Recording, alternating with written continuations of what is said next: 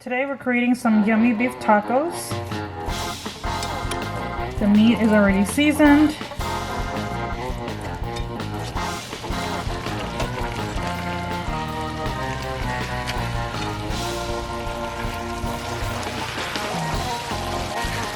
Now that it's done, we're gonna put the beef in the tortilla.